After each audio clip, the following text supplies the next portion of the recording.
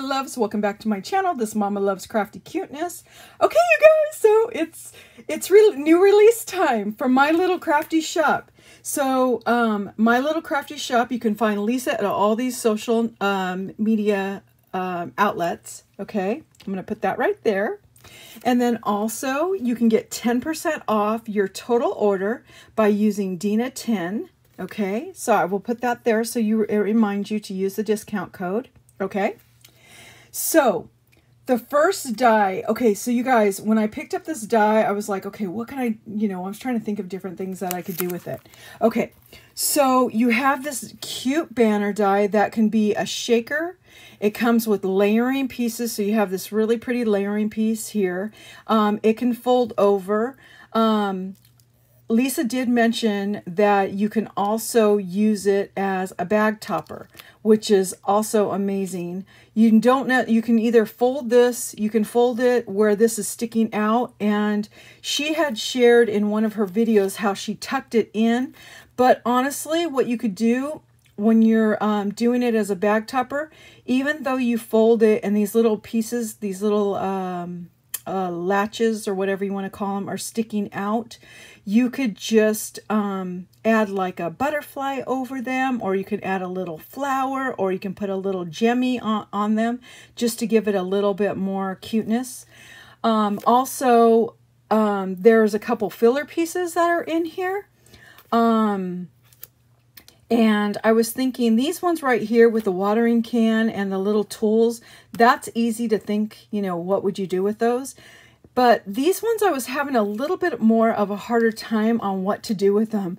And it just hit my head that I can save those for Halloween. And I have this little tombstone. And I thought, how cute would it be if you just kind of have the shovel kind of leaning up against the tombstone? And then the axe.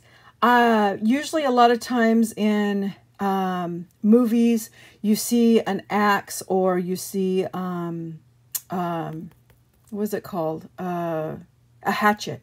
Okay, maybe that's what it is. It's a hatchet, but you sometimes see an axe that's like leaning against a cabin. So I guess it would all depend on the size of your little cabin. So if you had something with a cabin, you'd put the axe against it. But honestly, first thing went through my head when I saw this was that it reminded me of The Shining. Well, you can, if you had a door die, you can put a door, and then you can put the little axe like in the door and say, here's Johnny from The Shining. So yeah, that kind of just popped in my head. And then a couple things that you can use with this banner as well. So you can use the large paper clips. I have a couple different sizes in here. You can see that there's the really large one that would probably be perfect for this. And then there's another size that also may fit in here. So you can use the large paper clips in here. I was also thinking banner, like you can get, a string, and you can put maybe like, say if you have a child that their birthday is 1 year old, okay, and you can put like a couple of your favorite little snapshots inside of here and just make a little small banner for them.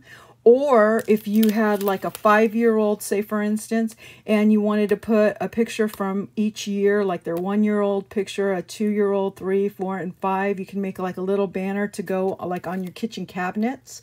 That's always really super cute. And then also I have these lollipop little sticks, and I was thinking that you can always, put them on here, glue the banner on one of these and make little sticks and like stick them out of like little baskets or little purses, that would look really cute. And then also, I haven't figured out if this would work, but I know I know it will work. But it probably won't work with just one cut. I probably have to add like a little piece in there, but you can also probably wrap them around straws. These straws just happen to be plastic, but I'm sure with the paper straws, which are thinner, you could probably wrap it with a, around a paper straw as well. Okay, so there's that die first. And then we have this die right here that makes some small petite flowers. Oh my gosh, I can't wait to play with these because I just realized that there was a new way that I can make flowers. So I'm going to try it, and I will share that, and I will share the video that I learned it from. So you have 3 different sized flowers that you are 3 different kinds of flowers, and then you have 4 different sizes that you can make, or you can layer them so that you can, you can layer them. So you have this die set that is flowers. And then also you have this little cute box. And the box, Lisa shares in her video how you can put this together. Well, she didn't show how you put it together, but she shared it put together. And you use 2 pieces.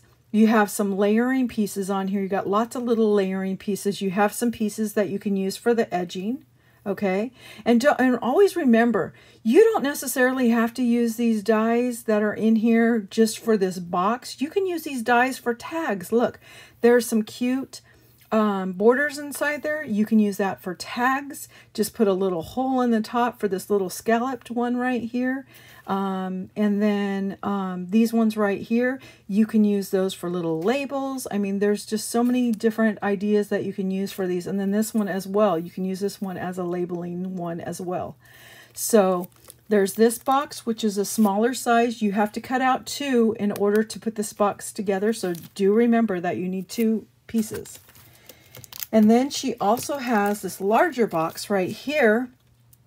And this is the same as this box in the design, but this one's a larger one. And this one also has another layering piece that has this cute little scalloped edge with all the little fringe kind of, not fringe, but the little design that goes around it. And this makes a really, really good size. Seeing it in her video, this is a great size box, and so is this one. So this one's perfect for your littler items, and then this one is a little bit bigger. But this one I started thinking would probably be really cute with some paper clips in it. If you made some of the, like the little smaller paper clips and put some of the little paper clips that are decorative in here, they would probably fit perfect inside here.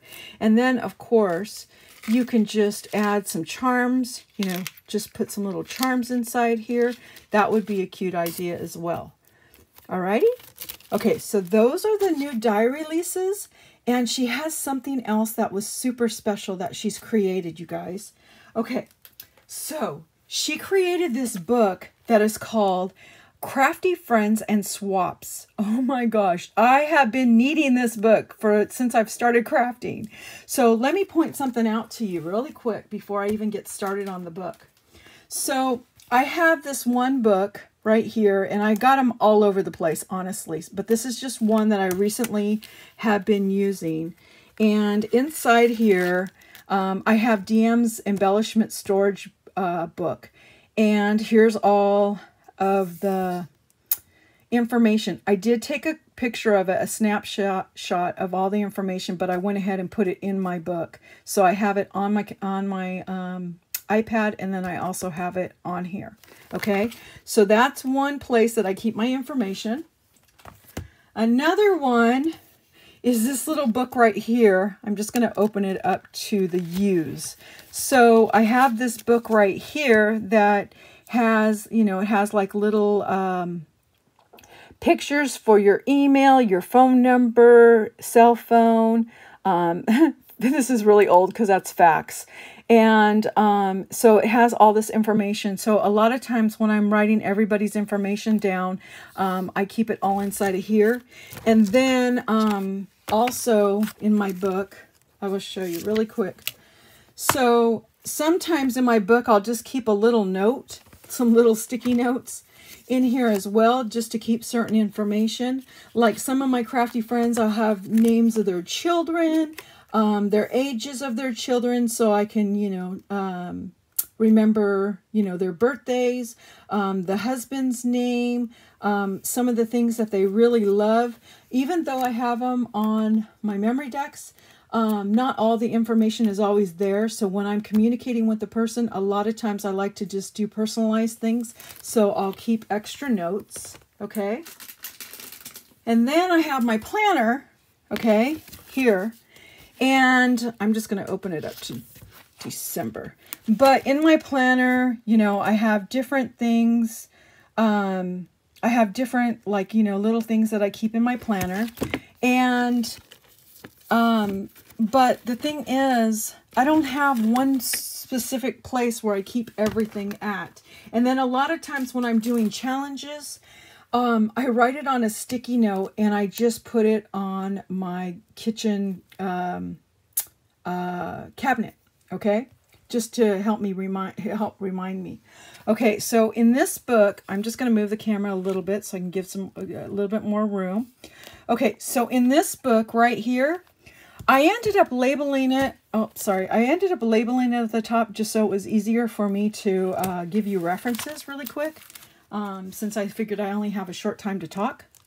So first of all, in this book, you have this cute front page, and then inside here it says Crafty Friends Swaps, okay, which is the same as the front page. And you know another thing I was thinking, if you wanted to personalize this book and you love to color, this would be really super cute to color each of these title pages. I thought that would be really cute. So first of all, you have your table of contents, okay? So if you need something at a really quick glance, you have your table of contents. And then you have a section right here that says birthdays. So you have your birthdays at a glance.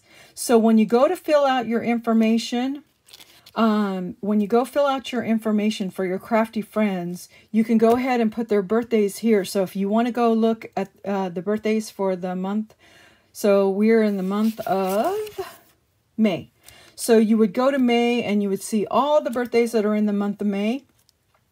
And you would already get a head start on what cards you need to send out. Or you would, you know, if you want to see it ahead of time, you would have probably looked at it in April so that you can get your cards made and sent out before May, okay? Then you have, so that's your birthdays at a glance. And then you have the swaps at a glance, okay? So this right here is a section where Lisa did not fill in the month, okay? You can put the year if you'd like. You don't necessarily have to put the year, or you can put the year, which would be, we're almost halfway through the year. So you would put 2023, and then you can put a slash and put 2024 so that you can use this for 2 years if you wanted to. But you would put whatever month that you did, you know, what months you have swaps in. So in other words, like December and November. I kind of slow down in November and December only because I have way too much going on. So I would totally skip those months. But October, oh my gosh, October may be filled up a couple of times because I usually tend to do a lot of crafting. I start in the middle of, usually the middle of this month for Halloween crafting. And then I have stuff that I want to do for, you know, Halloween swaps. So I might have a couple of these filled up just for the month of October. But it's kind of nice because you can put whatever month you want to, okay? So then you get to the section where it's Crafty Friends. And this is just like, this right here is Crafty Friends at a glance also. This shows the page number that the person is on. So you'll have, like, you could put the different people that are on page 70 to 71. Okay, so you put the person's name so that you know exactly what page to go to. She has the pages down here at the bottom. So you'll know exactly what page to go to. And it says page 21. It starts at page 21 to 22. And the reason being is because you already have all these other pages that are assigned from page 1 to page 20, they're already assigned something else. But this would be just for your crafty friends at a glance. And then when you get to the inside of here, you got all this information that you can keep. This is kind of the information that you would probably transfer from a memory dex or an ATC card and put it on here so that you have it. Because a lot of times we get a lot of times if we got into a point where like we're doing a memory decks challenge, we tend to forget. We see the memory decks and we tend to forget whose name is on the back. So in your little notes, I was thinking that would be really cute. You can put what their memory decks looks like right here so that you can refer back to the memory decks if you wanted to. And you can look at their memory decks and you can get an idea of the kind of style that they really like to do. And so, that's a good thing, to keep a little note of. But you would put like all the information that they pretty much have on their memory decks. And then, of course, like I had mentioned in my book that I keep notes of, the names of their children or their husband, just little personal things is good to keep in these notes as well, because you already have all the headings that you would fill out. Okay, and then of course down here you got swaps, you got racks, you got cards, and you have direct messages, and you have emails that you can keep information for down here as well. Okay, and then you have a nice huge section for that. Okay. And then here you have an area where you can keep your swaps and your challenge details. Now, these are the details. Here's at a glance where you can write the name on there, what page your swaps are on, and who is heading them. And then on here, you have all the information that you would put for a swap and the requirements. So I recently just did a swap. Or not a swap, I'm sorry. I just recently did a challenge, and there were a lot of requirements. There was a flower, there was a bow, there was a 3D project, there was a memory decks, there was a dangle. So what I would do is I'd write all this information here, and then I would check it off as I was done with creating. And on here too, I would like where it says ideas, like this person loves Maggie Holmes, or this person loves, oh my gosh, Frank Garcia. So I would put like, the different titles of different collections that they like. So I'd keep that as an inspiration right here for my ideas. Okay. And then... And you also have notes down at the bottom. Sorry, you have notes also down at the bottom that you can add some extra information there for details. Okay.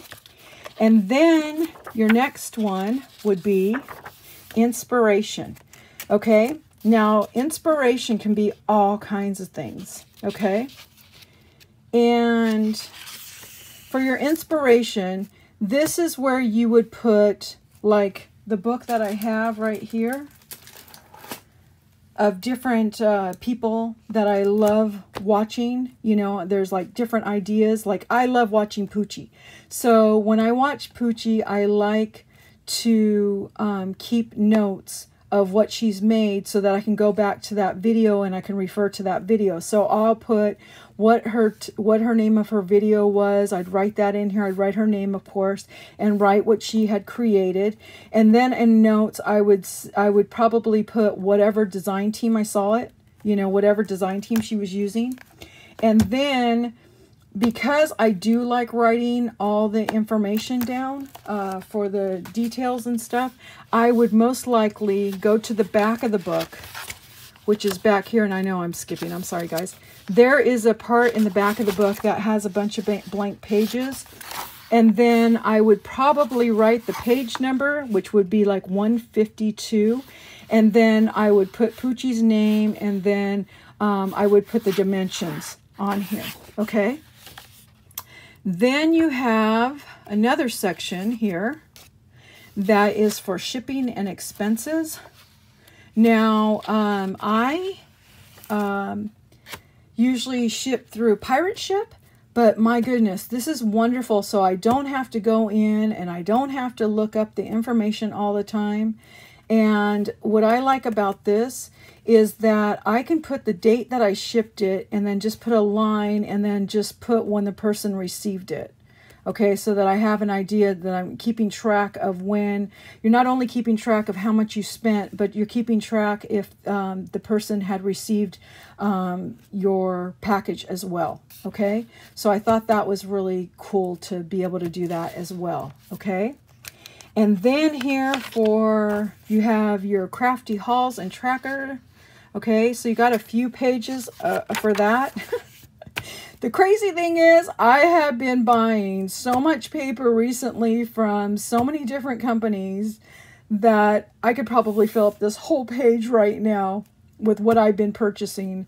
So I may just make a couple more copies of this and just kind of add it to the book, just to keep more information inside of here. Okay, for that. And then, of course, at the very end, you have this other page that is for notes and any information that you want to put on here. You got some blank pages. And I was thinking, you know, a lot of times what I'll do is, because I do have a printer, I will take pictures of some items. How many times have you guys bought a die from AliExpress, and you get it and you have a project in mind for that die, but you can't remember exactly how to put it together?